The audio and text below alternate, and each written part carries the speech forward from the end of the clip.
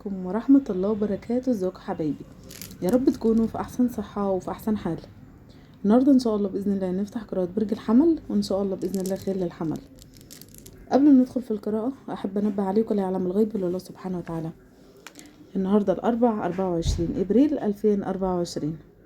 بتمنى منكم متنسوش اللايك، واللي لاول مرة يشوف القناة يشترك في القناة ويفعل كلمة الكل عشان يوصلوا كل جديد مننا. الفيديو ينزل في وقت متأخر، ولكن بعتذر طبعا على التأخير وبعتذر على التوقيت نفسه. يلا نصلي على رسول الله عليه افضل الصلاة والسلام ونفتح القراءة. بسم الله ولا حول ولا قوة الا بالله. بسم الله. اللهم صل وسلم وبارك على نبينا محمد وعلى اله وصحبه اجمعين. لا، برج الحمل ما شاء الله قاعد متمكن كده من نفسك، وقاعد تنهي وتؤمر، والقعده قاعد يعني انت بص انت يعني انت واخد القعده لحسابك انت برج الحمل. بس ده طبعا بعد تعب كبير جدا، بعد اجهاد طويل جدا. شايفه ان انت يعني ممكن يكون القعده دي بعدها ظلم او افتراء، كان حد افترى عليك او ظلمك، فانت خلاص يعني اخيرا مثلا حقيقتي ظهرت، حقيقتي بانت. الناس اللي بتقول لي فين الانتصار اللي انتوا بتقولوا عليها وفين الرفع الرايه وفين الكلام ده؟ يا جماعه الطاقه مش ليكي انت ولا ليك انت، الطاقه ديت يعني ممكن طاقتك تيجي وممكن تسمع الفيديو اوله لاخره طاقتك ما تجيش اصلا. دي بتكون طاقه، ممكن طاقتك تيجي وممكن لا، ولكن انا اللي انا بشوفه بقول عليه. فانا شايفه ان في حد هنا من برج الحمل قاعد يعني بعد معاناه طويله قوي قوي، قاعد بقى يعني زي اللي يعني انا حقي معايا، فانا بقعد بقى مش طلبات كتيره ولكن حقي جالي. او انت مثلا كنت اتهمتني بحاجه بالباطل، هنتني، ثبتني يعني لو بالفرض يعني، وهو لاني انا شايفه ان في هنا هتك عرض برضو. ولكن انا جه الوقت ان انا احكم وامر. حقي كانت ظلمت، حقي كانت هنت، حقي كان كشرفي، ايا كانت. ولكن هنا برج الحمل وقاعد واثق من نفسه، عنده هيبه، حتى قاعد ما شاء الله واثق من نفسه في القعده. وطبعا احنا بنقول صاحب الحق بيكون عينه جامده، فما شاء الله عليك يا برج الحمل، ما شاء الله. اللهم يعني نقدر نقول ربنا يقويك. برج الحمل على فكرة في رزق كبير جدا داخل عليك الفترة اللي جاية دي يا برج الحمل. انت يعني بص انت تعبت قوي قوي قوي قوي على ما وصلت اللي انت وصلت له. يعني مش ده جيب السهل كده، ما نمتش وقمت لقيت نفسي جيب مليان فلوس، لا. انت تعبت، تعبت قوي، سهرت يعني يمكن. حتى لو انت قلت لي طب الشخص ده انا جالي فلوس بدون، لا، خد وقت طويل جدا، فكرت، قررت، خططت، اجهدت نفسك بالفعل على ما وصلت للي انت فيه. وانا مش هقولك انت اخدته كده من باب لطاقه، لا، انت تعبت جدا.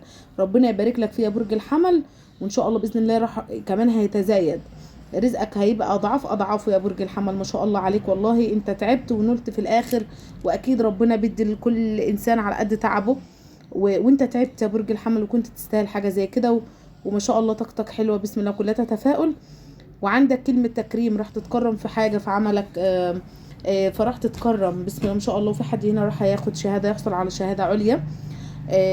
ولو انت مثلا صاحب شركة او حد بتستثمر او حد اصلا شغال في الاستثمار او حد محاسب ايا كانت مهنتك، عندك هنا علاوة وراح تتعلق او راح يعني تترقى زي ما بيقولوا. ففي عندك علاوة وفي علاوة وفي عندك هنا ترقية. ما شاء الله ربنا يبارك لك، الف مبروك ليك يا برج الحمل، طاقتك حلوه النهارده ما شاء الله.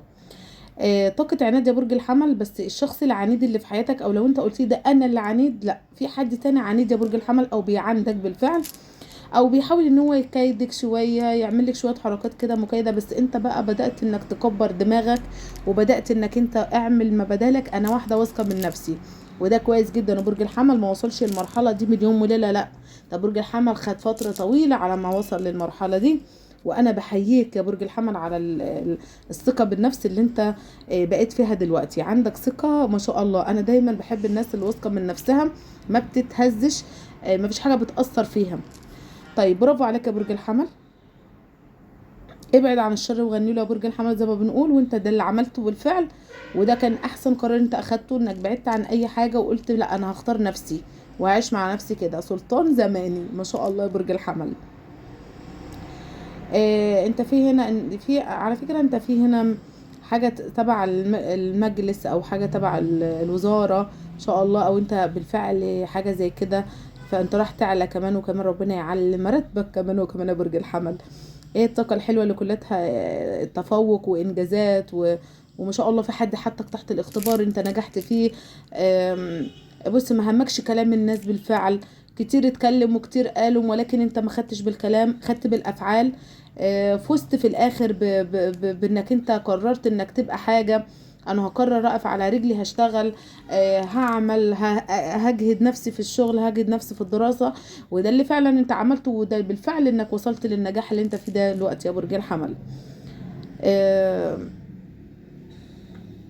انت في مرحلة صعبة، ما زالت في ناس هنا في مرحلة صعبة بس راح تتجاوزها وراح تعدي منها ان شاء الله باذن الله يا برج الحمل. فاضل يعني حاجة بسيطة جدا، حاجة بسيطة قوي وراح توصل للي انت عايز توصل له يا برج الحمل. انت ما شاء الله بقالك يعني خشنا في 5 اشهر، بتيجي معاك تدريجيا كده، مرة في مرة في مرة في مرة كده، بقالك 5 شهور ما شاء الله عليك. طاقتك انت حاسس بتفاؤل او حاسس بطاقة ايجابية. هو عموما معظم الابراج النارية في الوقت ده بتبقى تعبانة، خلقها ده شوية من دخول الحر. انا من ضمنك لان انا برج ناري برضو. يعني الجو اللي قلت له بحر في ادي يدخل، فانت هتتضايق شويه من مثلا من تغير الجو، هيخنقك شويه، هيأثر عليك شويه، ولكن عايزاك تجتهد وما تقعش وما تقفش ما تأجلش. فخليك دايما يا برج الحمل يعني اتعالى على نفسك شويه. انا عارفه ان الفتره دي هتكون مضغوط او هتكون تغيير الجو هيأثر عليك شويه، ولكن عايزاك انت تدي لنفسك طاقه ايجابيه من جواك انك انت شخص قوي وهقدر اكمل وهوصل للي انا عايزه اوصل له ان شاء الله باذن الله. قوة الإرادة اللي عندك بفضل الله سبحانه وتعالى هتعديك من المحنة وتتجاوز أكبر محنة في حياتك الفترة دي يا برج الحمل. وعلى فكرة أعدائك راحوا هينبهروا بالحلاوة، بالجمال، بالشياكة، بالأناقة، بالمظهر اللي هيشوفوه، لأن شايفة إن برج الحمل طلعة بيقول للناس أنا أهو، أنا اللي انتوا قلتوا عليه فاشل، أنا اللي انتوا قلتوا عليه إن هو مش هيكمل حياته، مش هيوصل للي هو عايزه، مش هينجح. لا انا اهو. فانت راح تثبت للناس حقيقتك ووجودك بالشكل اللي انت هتظهره ده يا برج الحمل، هيخلي الكل يعني هيقف قدامك، هيعمل لك تعظيم سلام. ما شاء الله عليك يا برج الحمل. آه، بص يا برج الحمل، انت دلوقتي قعدت بتشوف شخص قدامك كان بالنسبه لك حبيب، اللي يعني اقرب شخص لقلبك، بتحبه جدا جدا جدا. بس الشخص ده بدأ يعني حتى لو يرسلك او انت شفته ما عادش بيفرق معاك ولا شغلك، بس انت من جواك لسه بتحبه. بس في حاجه جواك قوتك انك انت ما عدتش تضعف قدامه، او ما بقتش تضعف قدامه زي الاول. كان الاول اي حاجه في لهفه، في رعب، ملهوف عليه. لا شوف سبحان الله، شوف قدره الله سبحانه وتعالى يا برج الحمل عملت معاك ايه. يمكن انت بعد ما انت سبته او هو سابك او انتوا بعدتوا عن بعض كنت حاسس انك هتموت من غيره، مش هتعرف تكمل، وما زالت مع ذلك ان انت كملت الحياه ومشت كويس جدا. طيب بص يا برج الحمل، هي في علاقة هنا لازم تنهيها يا برج الحمل. علاقة راحت، لو ما نهتش العلاقة دي يا برج الحمل وفي أسرع وقت للراجل، راح هتيجي عليك بالعكس بطاقة سلبية، وراح هتندم، وراح هتخش فيها عكوسات أو في مشاكل أو هتخش في تحقيق. ففي هنا يعني ارجع من العلاقة الثلاثية ايا كانت العلاقة الثلاثية. طب انا عارف مثلا ايه، طب انا مش متجوز بس انا عارف واحدة متجوزة، ابعد.